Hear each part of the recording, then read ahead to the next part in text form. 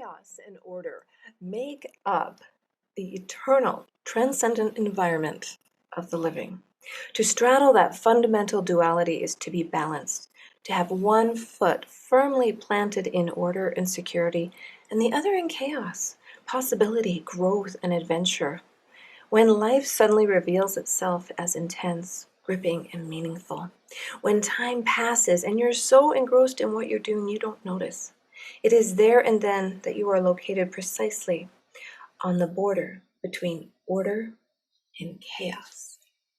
Welcome to Flourish. I'm Diane Planidin, and you're in the right place if you're ready to create an inspired life. And we do so by working on our own personal development so we can be strong role models for those we love and mentor. Now, what a perfect rule number 2 for this show, let me tell you. Treat yourself like someone you are responsible for helping. That is essentially a lot what this show is about, because we build on our own personal development so we can be strong for others, so we can be strong for our children, for our family, for our parents. But one of the things that Peterson talks about in this chapter is basically you have to parent yourself too. So when does it ever end? Well, it doesn't. So you might as well get ready and get organized and take time for yourself. Now, this particular chapter, I think I could talk about absolutely forever. But basically, last week when rule number 1, I went over the yin and the yang, the white and the black serpent, which each have their own black dot, white dot inside. So in between, that's the balance he's talking about. That is where the Taoist path of life is the way of proper being. And he references that in his book as well. But I'm going to quote Matthew from his book. It says, "Because straight is the gate, and narrow is the way, which leadeth unto life, and few there be that find it." So if you are North American Christian, we have a lot of sayings based on biblical scripture. So life on the straight and narrow is the way. However, as in Matthew, what they say is, well, it's not a straight path now, is it? Which leadeth unto life, and few there be that find it. So when you're living life on the straight and narrow, it's because you're leading the way. It's the same in the Taoists. So all of these religions kind of combine a little bit, if you ask me. And that is what's fascinating. Now, it also, Peterson goes into detail in this chapter on the biblical history and in relation to Adam and Eve and little things they got into trouble with in the garden, right? So we won't review that part today, but it is a very serious chapter. It's a little bit intense because it really makes you think. It really makes you kind of go, am I taking care of myself? Am I parenting myself? Am I treating myself like someone I love and cherish in order to stay strong through the chaos, through life, right? So in parenting yourself, I'm just going to give you a little quote here that he gives from Friedrich Nietzsche. And he basically says that he whose life has a why can bear almost any how. So that is how we're getting to in our journey the meaning of life, the meaning for being, because we are here for a reason and we're needed. And if we do not stay strong, if we do not stay healthy, if we choose to eat that extra donut every day, we are feeding ourselves a little too much sugar. That's a simple example. But the point I'm trying to make is you have a choice. And you're here for a reason. And you have to have a destination in mind, a goal in mind to keep striving. This is a journey. This is a journey through life. So Peterson goes on to say that You must not underestimate the power of vision and direction. There are irresistible forces able to transform what might appear to be unconquerable obstacles into traversable pathways and expanding opportunities. Define who you are, refine your personality.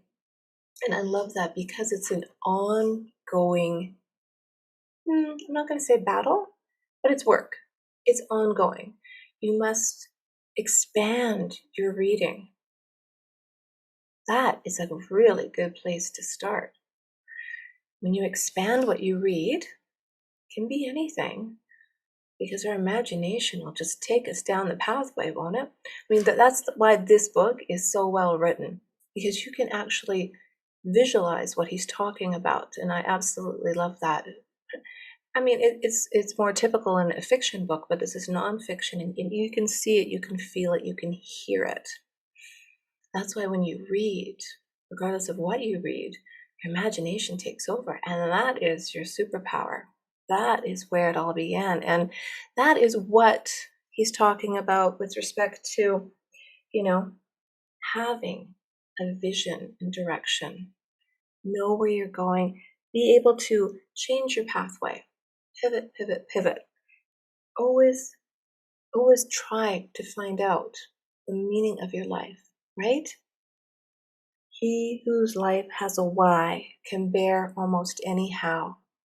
We're survivors, and it's survival of the fittest. Survival of the fittest. So when you're parenting yourself, Peterson goes on to say, treat yourself as if you were someone you were responsible for helping, instead to consider what would truly be good for you.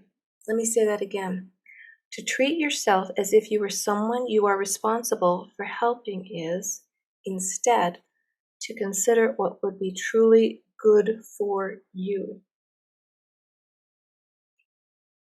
We expect people to treat one another as they are expected us to treat them, but humans aren't like that. They're not. In fact, they can be downright mean and evil and cruel. So when you are treating others cruelly, you are going to get that back, sometimes tenfold. But if your reflection is that of a positive nature, it's a personality that you can be proud of, that you respect yourself and you respect others, that is where it leads you down to a proper pathway. It gives you meaning. It gives you a direction. That's not always easy. Sometimes it's really difficult, especially, you're stuck in traffic, you're late for this, you have pressures, you need money, you need food on the table, you need somewhere to live. There's a lot of stresses and a lot of responsibilities, right? The more you add on, the more responsibilities you get. But Peter says this. You have to articulate your own principles so you can defend yourself against others taking inappropriate advantage of you, so that you are secure and safe while you work and play. You must discipline yourself carefully. You must keep promises you make to yourself and reward yourself so you can trust and motivate yourself. Yes, motivation is actually not external. It's quite much internal. But when you are taking care of yourself, that's when it just shines. It shines on the outside as much as the inside. But you have to keep the promises you make to yourself. And, that really means you do what you say you're going to do. I did a whole episode on Carl Jung and how he's so wise, and so many good vibes from that man. I can't believe it. I don't even have something else to articulate that way. But it's like you are what you do, not what you say you will do. So the first chapter, right? It was all about stand up straight with your shoulders back. I added head held high. I like that part. But now this segues into treating yourself like someone you love, basically, like someone you want to nurture and care for. That doesn't mean you can just ignore everybody else out there in the universe, but it means that if you take care of yourself, and all through the order and the chaos, you will find that equanimity, the balance in the middle. And that pathway is a woven pathway.